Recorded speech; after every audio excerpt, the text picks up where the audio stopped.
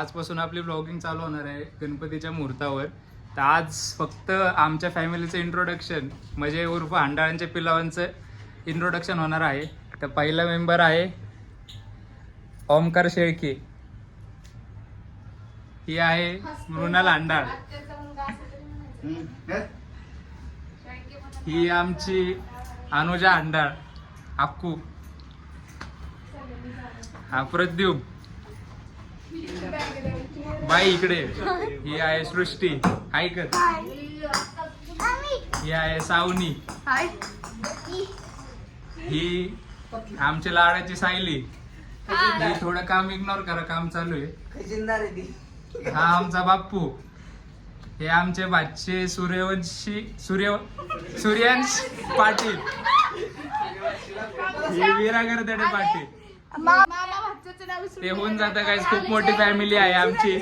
आणि हे आमचे चिरंजीव, मोठ्या बंधूंचे चिरंजीव अजिंक्य राणा हंडाळ.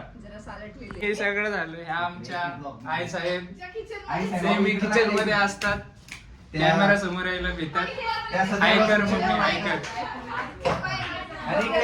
हे आमचे मोठ्या बंधूंचे मिसेस, आमच्या वहिनी उद्योगपती पूजा राहुल हंडाळ. आणि हे आमचे कन्या, मोठ्या बंधूंचे लेख काय नाही राघवी राहुल हंडाळ.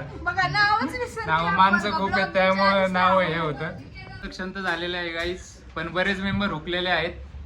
तर पुढच्या ब्लॉग मध्ये बाकी सगळ्यांना इंट्रोड्यूस करू. हे आहे आमचं डेकोरेशन, हा आहे हॉल, थोडं काम चालू आहे. या डेकोरेशननी खूप कष्ट करायला लावले आम्हाला, रात्रभर जागवले, पण सॅटिस्फॅक्शन भेटलं सगळं डेकोरेशन केल्यावर. हे आहेत बाप्पा. टीटीएस बघू डेकोरेशनची.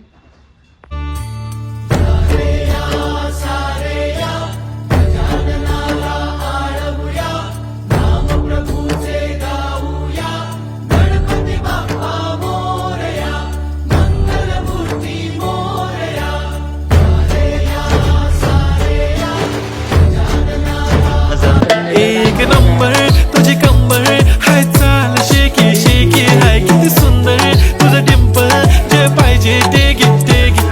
एक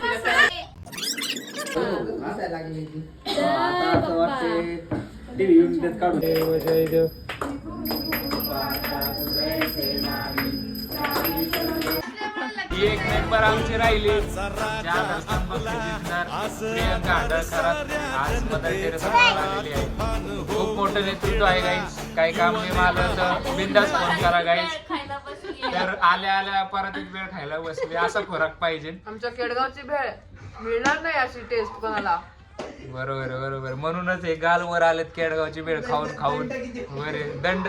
पहिलवान हिंद केसरीला माग सारायला अशी तब्येत आहे आमच्या बहिणी. आम्ही पुरी तयार केलेल्या आहेत देवाने अशा. भावाची गरज नाही, 2 टाकायच्या 2 घ्यायच्या. काय ग मेनू, माझी बाची पण मला इन्स्पायर आहे. बघ तू बाई बघ.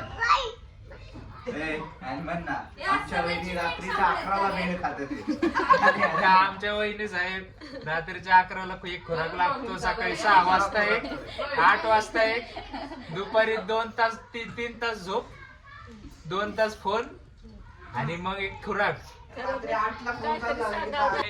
अंड्याची पिलावळ निघालेली आहे फालुदा खायला.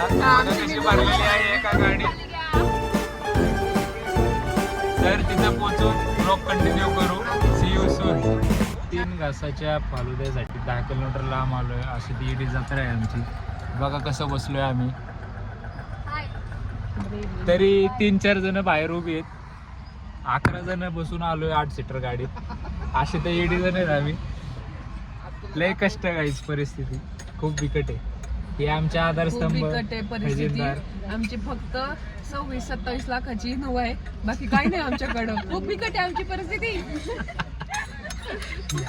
लय वाईट आहे. आणि आमच्या वहिनी एवढी गरीबी आहे आमच्या वहिनीची. घातला अंगावर तर बिचारी वागती खाली.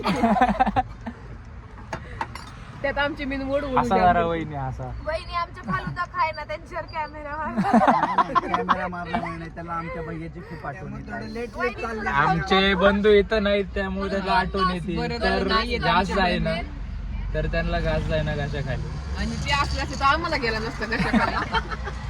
ते जर इच्छा असली असती तर आम्हाला घशाखाली घास गेला नसता.